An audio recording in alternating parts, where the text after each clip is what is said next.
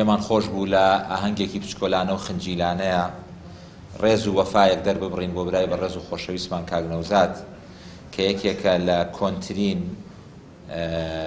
میدیاکار و کامێرەمانەکان لە کەناڵی ئاسمانی پەیام و تۆڕی میدیایی کۆمەڵ کە ئەزموون و خزمەتی زیاتر لە 30 ساڵ بێدابڕان خزمەتی گەورەی بە میدیای ئیسلامی و میدیای کوردی کردووە لە هەرێمی کوردستانە.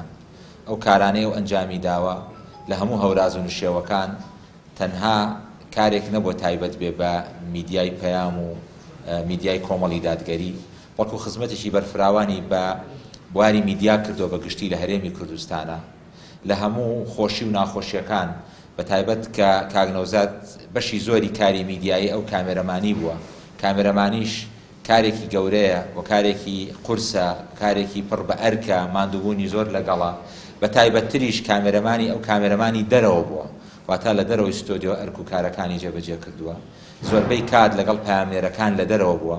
ئەرکی کامێرەمانی پامێریش ئەرکێکی ئاسان نییە، ئەرکێکی قورسە بە سەرما و بە گەرما. بە تایبەتر لە کاتی خۆپیشاندانەکان کە کامێرەکەی کاک نەوزاد یەکێک بووە لەو چاوانەی کە بەشێکی زۆری ڕووداوەکانی خۆپیشاندانەکانی هەرێمی کوردستان بە تایبەت لە دوای حەڤەی شوبات و ڕۆژانی دوایی و سەرجەم ئەو خۆپیشاندانەشی کە بە دواییە هاتوون هەتا ئاخر خۆپیشاندانی مامۆسایانی ناڕازی لە هەرێمی کوردستانە، کامێرەکەی ئەو نقطەیەکی وەرچەرخان بۆ کە توانیوێتی ڕاستگۆیانە و ڕاستیانە و ڕاشکاوانە دید و بۆچوون هەڵوێستی خەڵک و جەماوەت لە هەرێمی کوردستان لە ڕێی کامێرەکەیەوە بگوازێتەوە بۆ بینەران. من هەر لە سەرەتای دەستپێکردن لە کاری ڕاگەیاندن ئەگەڕێتە بۆ ساڵی 92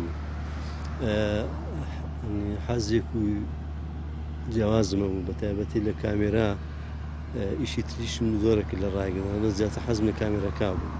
هەر لەوێ کامێرەیەکمان کڕی ساڵی 92 کاتە لە مەڵبەندمان لە عەربەت بوو. خۆم بە کامێرا ڕاهێنانە حەزەکەم لەوا بوو کە بمە کامێرەمانێکی سەرکەوتوو باش و وێنەی جوان وەرگرم. دوایەوە کەناڵی پێم کە دامەزا، من لە سەرەتای دامەزاندیم هەتا کوسە الحەمدولیلا بە فەزلی خوای گەورە توانیم ئەو ئیشانەکە بۆم دیاری کرابوو، یاخود ئەو ئیشێک کە خۆم حەزم لێ بوو تا ئیش بکەم و تا سەرکەوتوو بووم.